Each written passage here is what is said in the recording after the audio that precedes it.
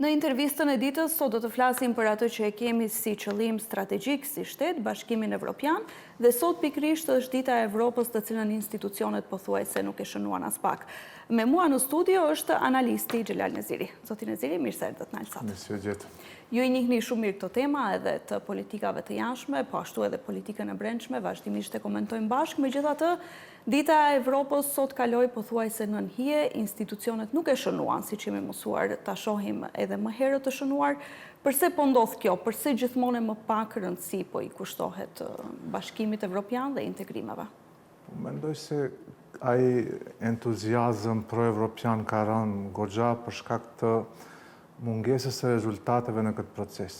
Pra, e tha edhe vetë komisionerja për zgjerim Marta Kos para disa ditëve se Maqedonia e Veriut është një rast specifik e cila pret diku 25 vite që bëhet antare, pra një rekord në procesin e integrimit, nëse përjashtojmë Turqinë. Dhe kjo lodhje nga ky proces mendoj se ka sjellë një situatë kur integrimi në Bashkimin Evropian nga një opcion që u ka sjell pikë politike partive këtu te na, e bën të kundërt. Pra, partitë politike që tash angazhohen për integrim në Bashkimin Evropian, në fakt i bëjnë dëm vetes për shkak se anketat tregojnë se mbështetja për këtë proces nga ana e etnisë maqedonase këtu ka rënë në minimumin rekord që nuk ka ndodhur asnjëherë më parë. Dhe kjo mendoj se është një moment i rrezikshëm për shkak se në rast se një opcion nuk ka mbështetje, krijohet një vakum i cili pastaj mund të mbushet nga një opcion tjetër i cili nuk është pjesë e orientimeve strategjike të shtetit. Maqedonia e Veriut që nga viti 1992 ka vendosur 2 orientime strategjike, i pari u realizua me integrimin në NATO, ndërsa i dyti është integrimi në Bashkimin Evropian. Dhe këto orientime strategjike janë ajo busolla politike e vendit kahdo lëviz, për shkak se ne kemi edhe të ashtu quajtura alternativa që paraqiten si të tilla, Bashkimi Euroaziatik, pastaj BRICS. Por të padëshiruara nga qytetarët. Por të padëshiruara, pra nuk ka konsenzus politik, nuk ka konsenzus etnik, nuk ka konsenzus partijak lidhur me këto alternativat të integrimit në Bashkimin Evropian. Por nëse ky proces i stagnimit zgjat dhe ky proces i rënies së mbështetjes për Bashkimin Evropian vazhdon më tej, mendoj se në atë rast do të shfaqet ndonjë alternativë e cila mund të krijojë një plasje shumë më serioze brenda shtetit Maqedonisë së Veriut, ku kemi shqiptarët etnik që janë mbi 90% për integrim në Bashkimin Evropian, dhe nga ana tjetër do të kemi pjesën tjetër të popullatës e cila do të preferojnë ndoshta ndonjë opcion tjetër. Dhe mendoj se është koha që partitë politike këtu, qoftë në pushtet ose në opozitë, t'i qasen problemit pak më seriozisht. Ne kemi shembullin e Kroacisë, ku partitë politike ka pasur raste dhe janë zënë brenda në parlament për çështje të caktuara, mirë po kur vinë në rend dite reformat, ligjet, kriteret që i kërkon Bashkimi Evropian, nuk ka bile as debat, pra ka konsenzus të plot dhe aty nuk ka asnjë lëshim ose devijim nga ai konsenzus. Njëjtë është edhe në Maltezi.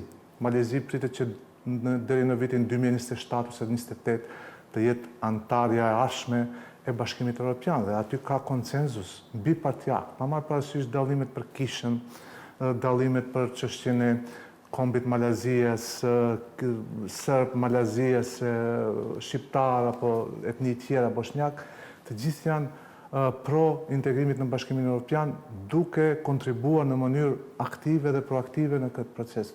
Shqipëria po ashtu. Ne jemi dëshmitar që jo rrallëherë në Parlamentin shqiptar kemi pasur edhe zënka midis deputetëve të pushtetit dhe opozitës, zënka fizike e kam fjalën. Ka pasur edhe hedhje karikesh brenda parlamentit, djegje brenda parlamentit të karigeve. Mirë po, në rast të vendosjes në rend dite të një ligji që ka të bëjë me reformën ose përmbushjen e kritereve të Bashkimit Evropian, edhe në Shqipëri ka një konsenzus të plot. Pra, Shqipëria madje ka gjasa reale që deri në vitin 2029 të bëhet antare e plot fuqishme. Deri në vitin 2029, 2 antarë janë sigurta se do të jenë pjesë e Bashkimit Evropian. Pra brenda Bashkimit Evropian ka një konsenzus të tillë që së paku 2 antare nga bashkimi, 2 vende aspirante nga bashkimi, nga Ballkani Perëndimor të jenë pjesë e Bashkimit Evropian.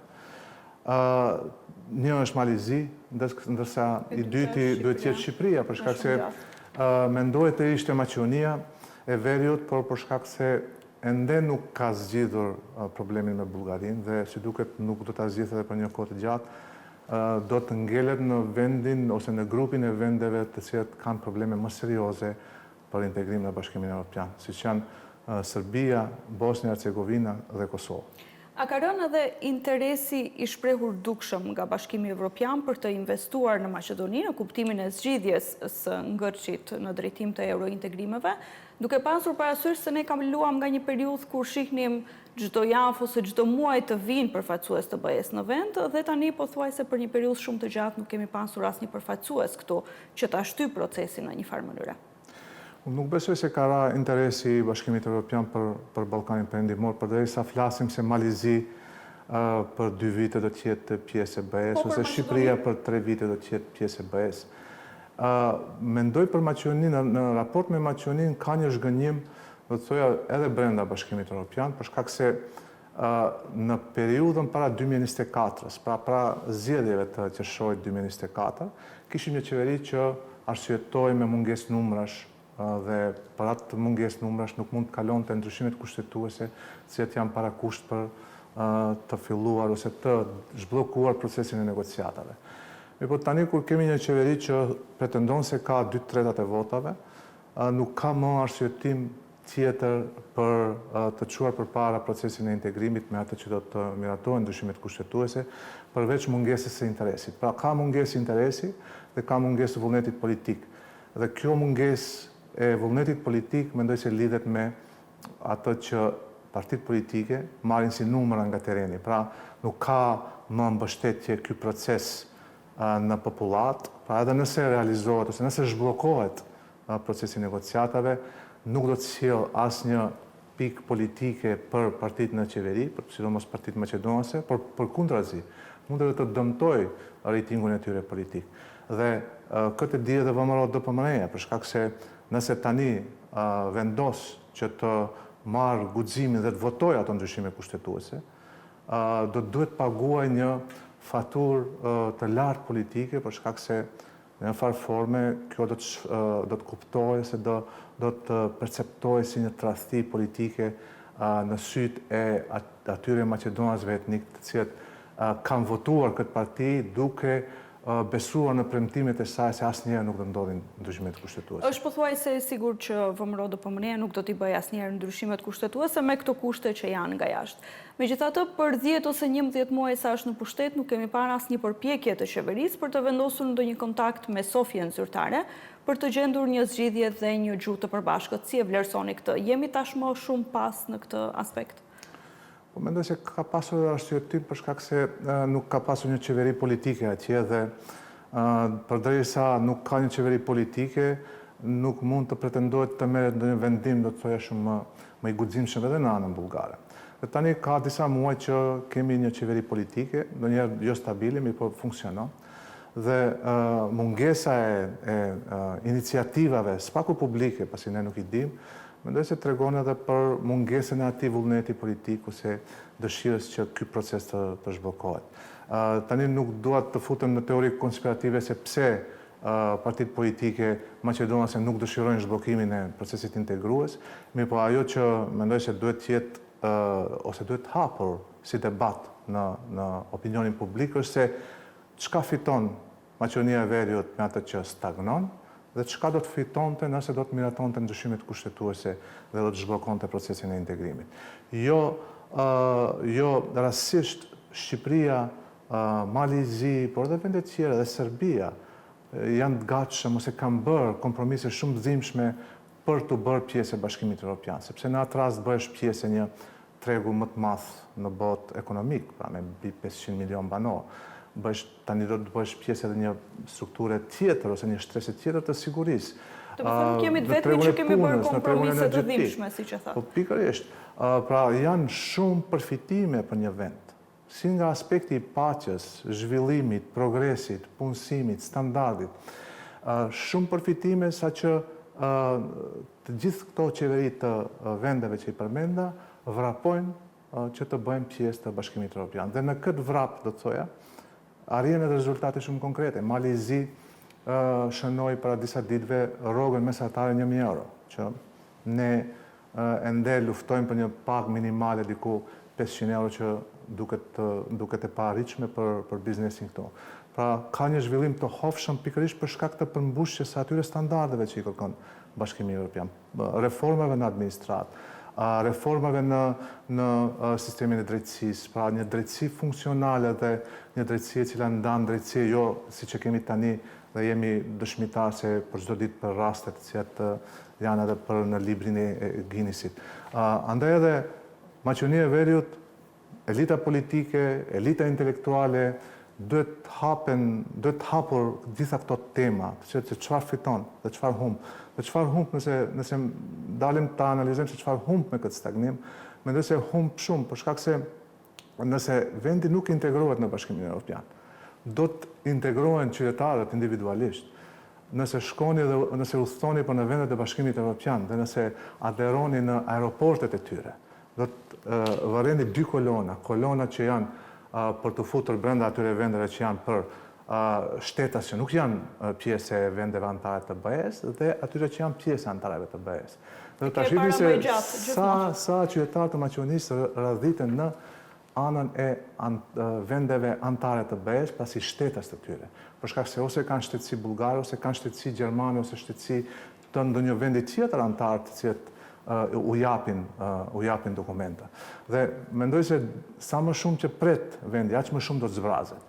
Do të zbrazet deri në atë masa që edhe vetë ekonomia nuk do të jetë funksionale. Tani më ka shumë probleme nëse flisni me odën ekonomike të Maqedonisë Veriut Perëndimore, nëse flisni me odat ekonomike, të gjithë ankohen për mungesë të punëtorëve, të cilët masivisht ikin jashtë. Dhe kjo ikje mendoj se mund të ndalet vetëm në një mënyrë. Pra, jo të largimit, por të afrimit me Bashkimin Evropian, të afrimit të procesit të integrimit. Dhe me ky proces pastaj edhe ngjallet shpresa të rinjt, por edhe të ata që kanë plane të largohen nga shteti, se megjithatë është ja vlen të presish se një ditë vendi do të jetë pjesë e BE-s dhe nuk do të ketë shumë dallim nëse do të jetosh në Berlin, në Hamburg, në Rom ose Gjetiu, me ato që të jetosh këtu në Shkup, Koçov, Kumanov, Tetov e kështu me radhë. Pra, kjo është porosia që dërgohet me zhbllokimin e procesit integrues. Por fatkeqësisht kemi një situatë ku, siç thash, ka mungesë interesi jo vetëm të partitë politike maqedonëse, duhet ta them se edhe të partitë politike shqiptare nuk ka ndonjë entuziazëm. Çfarë mund të bëjnë partitë politike shqiptare konkretisht në këtë rast? A duhet të kushtozojnë partnerët e koalicionit më shumë? Natyrisht, se është vullneti i 90% ose 99% nëse nuk du ta teproj me konstatime, por janë anketat që tregojnë se 98% të shqiptarëve e mbështesin integrimin në Bashkimin Evropian. Jo që e mbështesin, por edhe kërkojnë. Se gjitha partitë politike, nëse i shihni në fushatat parazgjedhore, të gjitha kanë dalë me kartën e integrimit në Bashkimin Evropian, me premtimin për integrim në Bashkimin Evropian. Dhe tani, kur ky proces është i bllokuar, ne nuk shohim ndonjë iniciativë, jo kushtëzim, jo kërcënim. S'paku një iniciativë, pra të parafrimit të Bullgarisë me Maqedoninë e Veriut, s'paku një iniciativë në Bruksel për të bindur vendet e Bashkimit Evropian se Maqedonia e Veriut do t'i votoj këto ndryshime kushtetuese. Po ne kërkojmë garanci se nuk do të ketë kërkesa tjera gjatë rrugës. Nuk mendoj se ka asnjë garancish.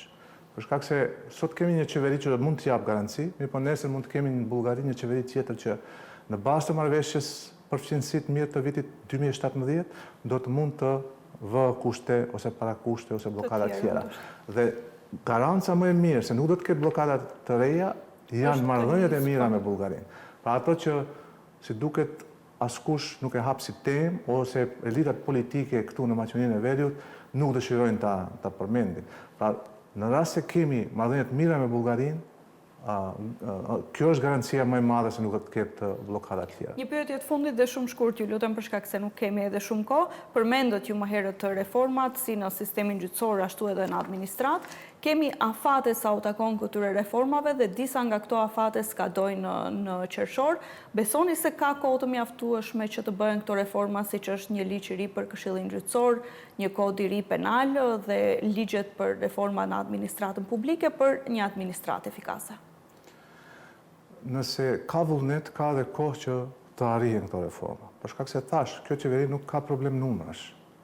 Nuk duhet që të hyjë në negociata me opozitën dhe të bëj kompromise konsenzuse të ndryshme, për shkak se ka 2/3 e votave.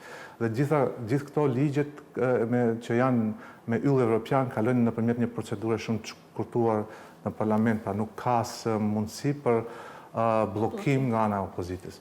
Andaj edhe nëse ka vullnet, do të arrit të implementoj ose të miratoj këto ligje.